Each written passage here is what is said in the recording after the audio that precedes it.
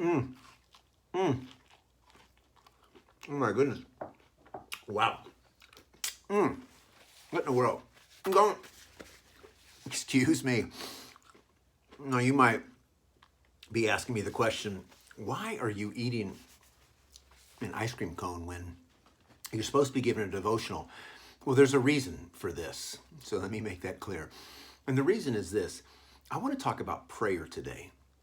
And prayer is what we call a spiritual discipline.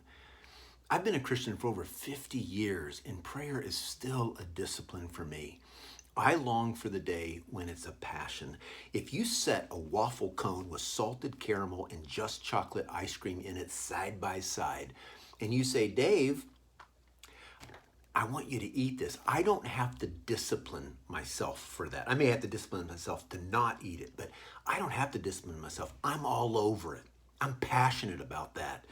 And you might be the same way, where you have things in your life that you know are easily passions for you and other things that are disciplines, and maybe prayer is one of those. And so I want us to look at Luke 11 today.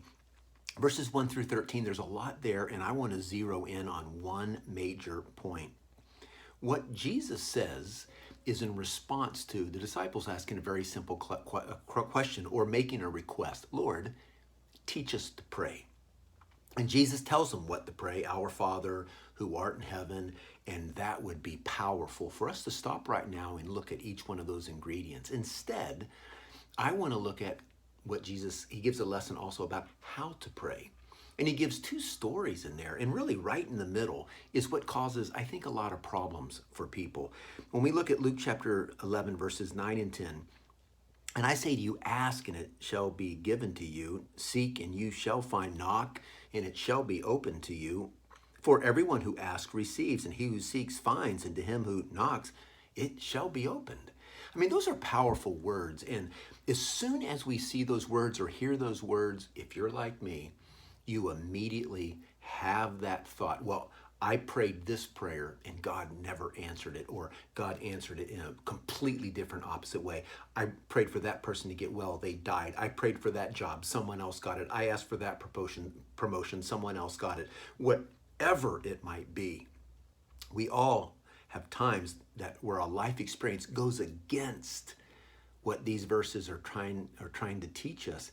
I want us to keep the big picture in mind. I want to keep this as simple as I possibly can.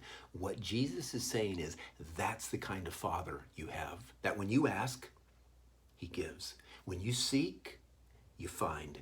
When you knock, it's opened up to you.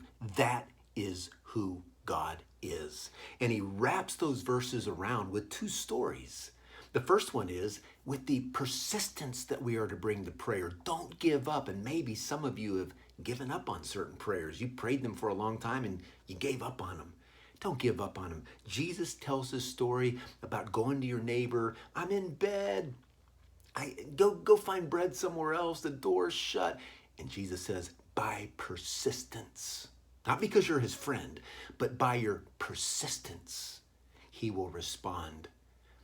Jesus is encouraging us to be persistent in our prayers. And then he gives these verses 9 and 10. And then on the other side of that, he gives us another story. And it's about being a father. When your child asks for this, you don't give them this. If they ask for a piece of bread, you don't give them a stone. If they ask for a fish, you don't give them a scorpion, do you? And if you, being evil fathers, know how to do good, how much more your heavenly Father? Again, Jesus is saying, this is who God is. This is the God we are praying to. Be persistent. Realize that he gives good gifts. We just looked at that in James. Realize those good gifts come from above.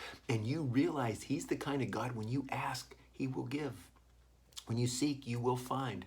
When you knock, the door will be open. So keep on asking, realizing your Father will give you good things. Now let's get back to the ice cream. Let's just face it. God is a heavenly Father, and we are his children. And if you're a parent, you know what it's like to have your kid by the ice cream store. I want some ice cream. Give me some ice cream. And you say, why, sweetie? Because I'm hungry. We all know. If the child's hungry, they don't need sugar. They don't need a heavy dose of things that aren't good for you. They need nutrients. And so when the kid asks, when the kid seeks, when the kid knocks, mom and dad are not going to comply with that request. They're going to do what's best for the child. So as we persist and as we believe that God has our best interests in mind, we also need to realize we're children. And so many things that we are asking for are above our pay grade. But don't lose sight of the fact that when you ask, he does give. When you seek, you do find. When you knock, the door will be open. That's who God is. Keep asking and continue to realize he gives good gifts to those who seek him. May God bless your day. I hope this has been helpful for you. Appreciate you all.